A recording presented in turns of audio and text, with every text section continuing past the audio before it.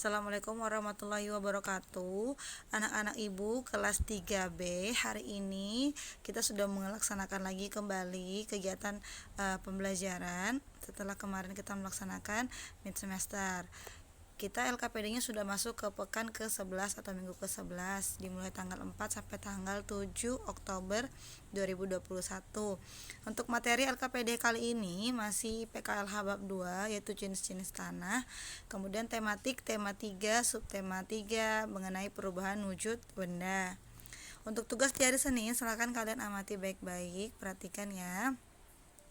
Tugas hari Senin kalian akan melaksanakan evaluasi mengenai materi bab 2, yaitu di halaman 19 sampai halaman 20, nomor 1 sampai 10 pilihan ganda. Kalian tidak perlu menuliskan semua option jawaban, cukup menulis soal lalu jawaban yang menurut kalian benar. Nah, untuk tugas berikutnya, tugas di hari Selasa, berkaitan mengenai unsur-unsur dari gambar dekoratif. Jadi silakan perhatikan gambar dekoratif yang ada pada halaman 129. Lalu kalian pelajari unsur-unsur yang terdapat pada gambar tersebut. Jadi ada 3 unsur dalam sebuah gambar dekoratif, yaitu pertama ada pola garis, kemudian pola bentuk, lalu warna. Yang pertama pola garis. Pola garis pada suatu gambar dekoratif biasa terdiri dari garis vertikal atau garis horizontal, garis zigzag atau garis lengkung. Kalian terus sebutkan, misalnya di gambar ini ada bentuk garis-garis apa saja, ya. Kalian tulis ada garis vertikal kah, ada garis horizontal kah, apakah ada garis lengkung ataukah ada garis zigzag, kalian boleh pilih. Nah, kemudian yang kedua, unsur kedua adalah pola bentuk. Bentuk biasa menyerupai bangun datar atau menyerupai tema sesuai dengan temanya. Nah, kalau bangun datar biasanya menyerupai lingkaran, segitiga, segi 4, segi 5, persegi dan lain-lain. Kalian lihat di sini ya. Kalau selain bentuk dari bangun datar, biasa juga ada bentuk hewan atau bentuk tumbuhan sesuai dengan temanya.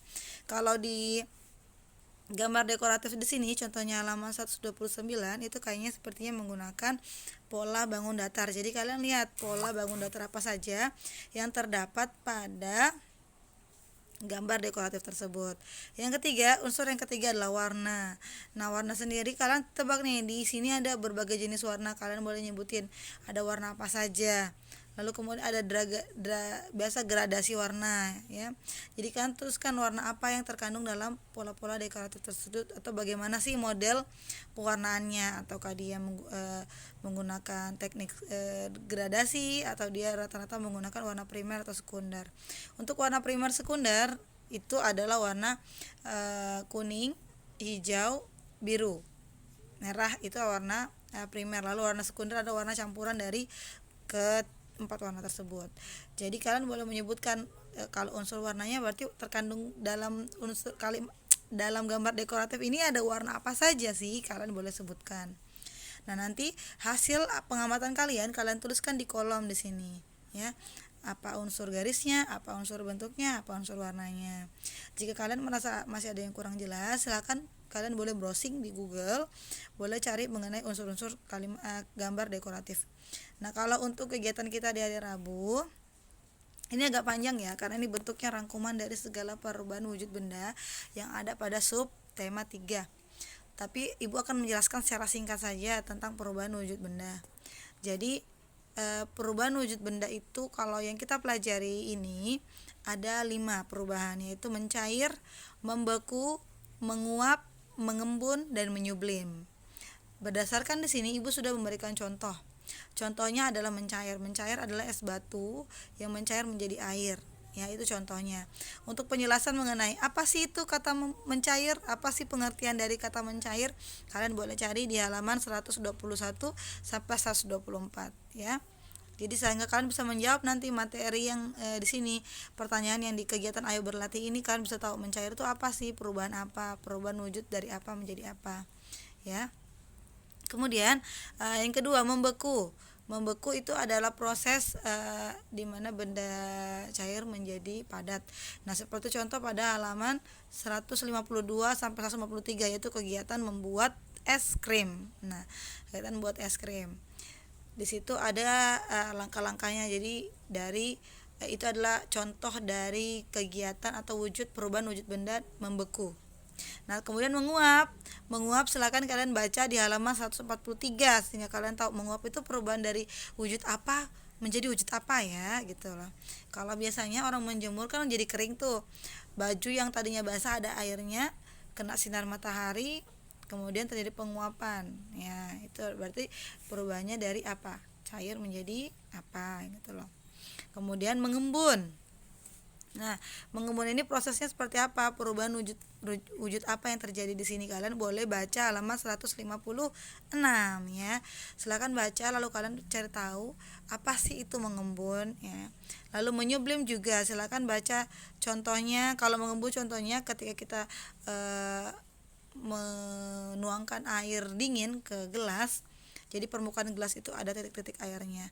Atau ketika ada hujan di dalam kaca mobil itu ternyata juga ada titik-titik airnya, padahal tidak langsung menyentuh bagian dalam tapi ternyata dingin itu bisa menembus ya, itu berarti perubahan wujud apa di situ. Kemudian menyublim di sini ibu kasihkan contoh ada dua, yaitu kapur barus dan es kering ya. Kalian boleh baca halaman 160 dan halaman 164, ada dua contoh di situ. Jadi kalian tahu tuh menyublim itu perubahan dari benda padat menjadi apa ya. Kalian silakan baca. Setelah kalian baca, kalian bisa jawab pertanyaan berkaitan dengan kegiatan tersebut. Nah, mencair itu perubahan apa menjadi apa, membeku itu perubahan apa menjadi apa. Lalu jika masih ada pertanyaan, silakan bisa langsung tanya ke Ibu Nining, nanti Ibu Nining akan berikan penjelasan lagi ya. Oke, itu untuk tugas di hari Rabu. Sekarang tugas di hari Kamis. Nah, untuk hari Kamis kita pelajarannya masih matematika yang berhubungan dengan satuan berat benda. Satuan berat benda. Jadi di sini ada tangga tangga pengukuran berat benda ya, dari kilogram sampai miligram. Nah, sekarang kita akan belajar mengenai perubahan dari kilogram ke gram dan dari gram ke kilogram. Kalau dari kilogram ke gram berarti dikalikan 1000 karena turun anak tangga dari kilogram menuju hektogram, lalu menuju dekagram, lalu menuju gram. Nah, di situ ada 3 tangga yang diturunin, 1, 2, ke gramnya 3. Nah, berarti dikalikan dengan 1000.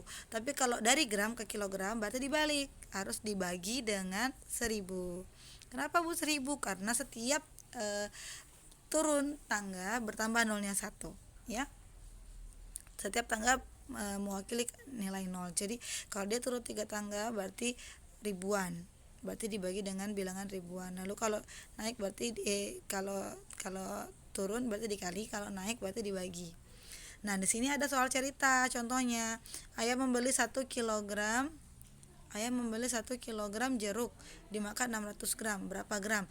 Nah, sekarang ketika kalian menjawab soal cerita, kalian melihat apa yang ditanyakan. Kalau ditanyakan adalah berapa gram, berarti kalian harus rubah dulu. Jika ada dalam cerita tersebut yang dalam bentuk kilogram, berarti harus dirubah dulu menjadi gram.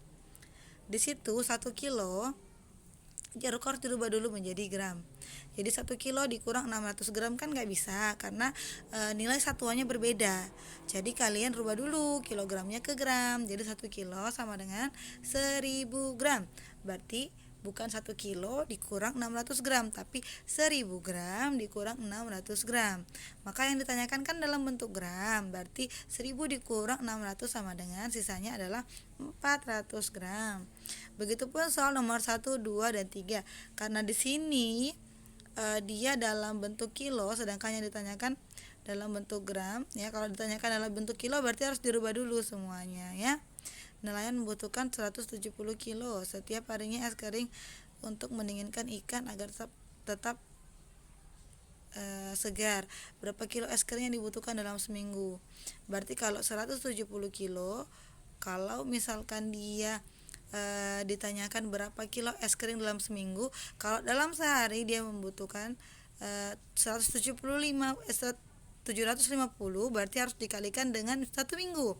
1 minggu ada berapa hari? Ada 7 hari. Berarti 750 dikalikan 7 hari. Kalau untuk nomor 1 mirip dengan seperti nomor 2 ya. 2 kilo 500 gram, yang ditanya adalah berapa gram. Berarti semua harus dirubah dulu dalam bentuk gram, lalu dikurangkan. Jadi 2 kilo 500 gram sama dengan totalnya berapa gram. 1 kilo 200 gram totalnya berapa gram, lalu nanti dikurangkan ya. Kemudian nomor 3 itu Ibu Dayu membeli tepung terigu sebanyak 2 kilo. Yang ditanyakan adalah berapa gram. Berarti harus dirubah dulu dari 2 kilo ini berapa gram. 2 kilo ini sama dengan berapa gram, lalu dikurangkan dengan 550 ya. Sebanyak 2 kilo persediaan tepung terigu di rumah. Oh, ditambah ya. Berarti 2 kilo berapa gram, lalu ditambahkan dengan 550 gram. Jadi totalnya semua berapa gram? Yang ditanyakan adalah gram. Jadi dirubah dulu ke gram. Nah, ada 2 materi mengenai matematika ya. Selain perhitungan berat benda, kita juga belajar jam-jaman. Waktu di kelas 2 pasti kalian sudah pernah belajar mengenai jam. Di sini kalian hanya perlu mencocokkan. Jadi mana jam yang tepat berdasarkan gambar tersebut. Misalnya, mari kita ingat kembali bahwa jarum pendek mewakili jam dan jarum panjang mewakili menit. Dan setiap pergerakan satu kali bergeser angka bernilai 5 menit. Jadi kalau misalnya dari 12 menuju angka 1 itu berarti dihitung 5. Ke angka 2 dihitung, jadi ditambah lagi dengan 5. Coba kalian hitung atau kalian ingat lagi perkalian 5. Jadi kalau misalnya jarum panjangnya, misalnya yang pertama ini jarum panjangnya di angka 8, berarti 8 dikali 5. Ingat ya. Lihat berapa? Berarti lihat jarum panjangnya lagi di gambar yang kedua. Di sini ada jam 1, jarum pendeknya di angka 1. Tapi kalian lihat jarum panjangnya di angka 3, berarti 3 dikali 5. Berarti 1 lewat berapa? Nah, kalau ini coba kalian ingat kembali lagi materi kelas 2 ya. Nah, demikian tugas sampai di hari Kamis. Jika masih ada pertanyaan yang membingungkan kalian, silakan menghubungi Ibu Nining. Ibu Nining buka hotline 24 jam. Ingat, supaya kalian mudah dalam mengerjakan soal, jangan lupa mengawali semua kegiatannya dengan kegiatan berdoa agar apa yang kalian pelajari selain kalian bisa menjadi pintar, kalian juga mendapatkan berkah dan amalan yang banyak. Terima kasih kepada orang tua yang mau mendampingi anak-anak di rumah. Ibu ucapkan assalamualaikum warahmatullahi wabarakatuh. Sampai jumpa di tugas berikutnya.